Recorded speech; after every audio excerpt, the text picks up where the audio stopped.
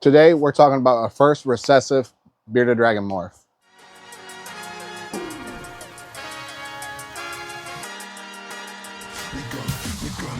What's up, YouTube?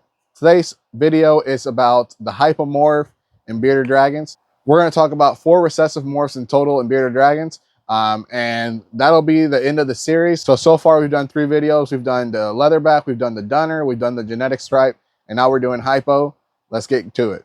So I want to give a huge shout out to Courtney at Bourbon City Exotics for letting me borrow this dragon. I technically do not have, I don't have any non-HYPO bearded dragons. So I had to find a dragon that didn't have HYPO on it so I can show you the difference between HYPO and non-HYPO. So this is a typical looking bearded dragon. She obviously is not normal. She has a lot of recessive genes in her, just not visual. So she looks pretty good. Now, this girl is not HYPO, and I want to show you how you can tell if your dragon is HYPO or not. So we're going to turn this around. I want to show you the nails. So you can see the black line in the nails there. That is how you know if you have a HYPO or not. This girl is not HYPO. In a HYPO, you'll see the difference in the next dragon here. This girl is Azazel. She is a red-orange HYPO bearded dragon. And again, let me show you the nails. Come on. The nails do not have black lines through them. That is how you can tell that you have a HYPO bearded dragon. There's not going to be black lines through the nails. The only thing you'll see through the nails is veins. Let me see if she'll let me zoom in without touching. There you go. All you'll see is veins in the nails. You won't see an actual black line.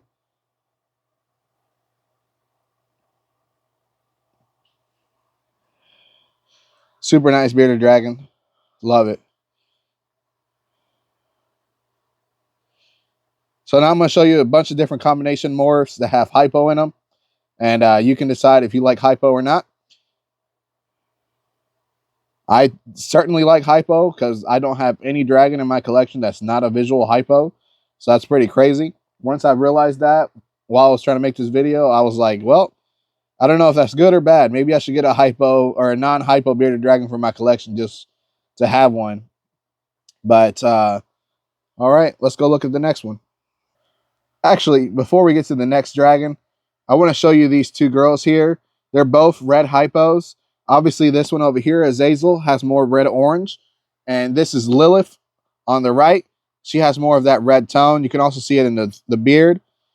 The beard on Lilith is red. The beard on Azazel is orange. So HYPO does different in each dragon because of the way the dragon looks. So if you have a nice red dragon and you add HYPO, you get a nicer red dragon. So what HYPO does is it actually removes a lot of the dark pigmentation on a bearded dragon, and it leaves you with pure saturation.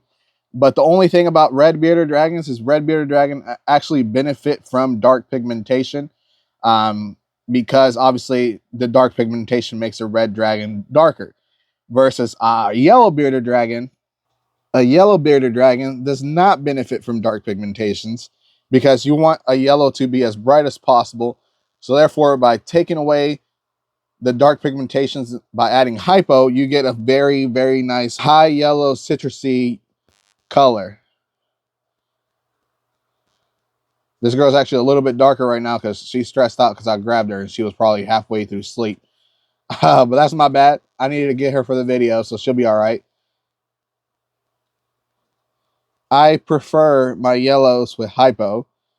I prefer my reds with HYPO. I prefer all of my dragons with HYPO. HYPO is one of these morphs that it's a no-brainer now. You can practically get it in everything. You can breed HYPO to HYPO. You can breed HYPO to het HYPO. It doesn't matter anymore because of how long the HYPO bloodline has been around. So therefore, you can do whatever you want with HYPO, and there's not going to be any problem with the offspring. So I do breed HYPO to HYPO. It's just easier for me. I know that all the babies will come out HYPO. The only downfall from breeding HYPO to HYPO is that you don't get any non-HYPOs in the reds, which is something I do want to change, adding a female red that does not have the HYPO morph just to, get some non-HYPO babies out of my reds, because like I said, the reds look better when they are not HYPO. And just to show you a red that is hypo versus a red that's not hypo, I'll put 2 pictures up of some red monsters, because that's really what people like right now is red monsters. And I'll show you 2 red monsters, 1 hypo, 1 non-hypo. And I'll give a shout out, obviously, to the person that created them, so you can see the difference with what hypo does to the reds. Obviously, mine aren't red monsters, so they still look really good without the hypo, or with the hypo, I mean. So therefore, I don't have that issue. But I'll show you the pictures anyway, so you can see them. Now let's look at another hypo bearded dragon. While hypo does take away the dark pigments in a bearded dragon, this girl did not get the memo. She still has a lot of darkness in her colors. She likes to stay this dark. She is super dark all the time. You can see her head is still light. She is a hypo, het trans, het wiblets.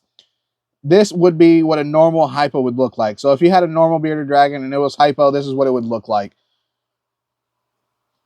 That's just the way they look. Because normal bearded dragons usually have a lot of that gray color. And adding hypo to it, you take a lot of that gray color out, and you are left with this like orangey yellow color, brownish color coming out of her. Super nice. This is actually the last year I'll be breeding her. This is Peach.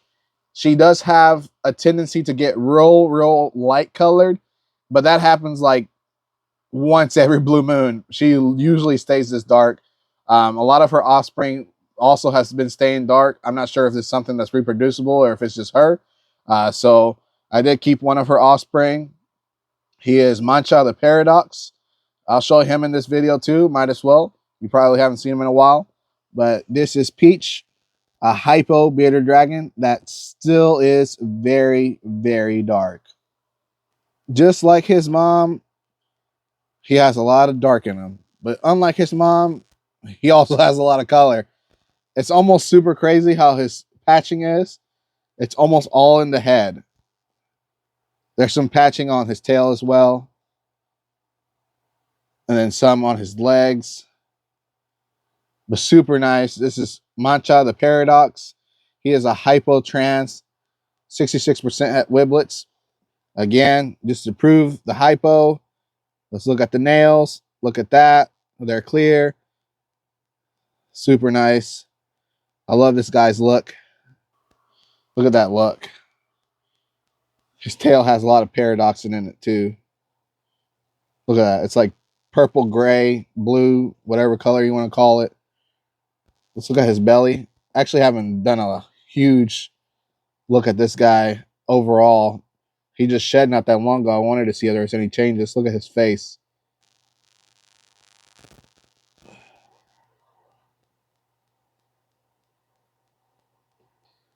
Look at all that paradox on his tail, his legs.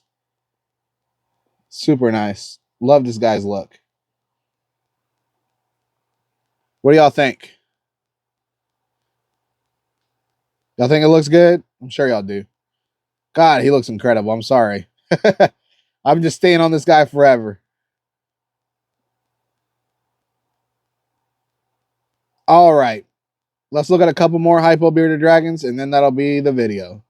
Here's 2 citrus hypo females. They're sisters. I just wanted to show the difference between a hypo and then a hypo trans with the citrus.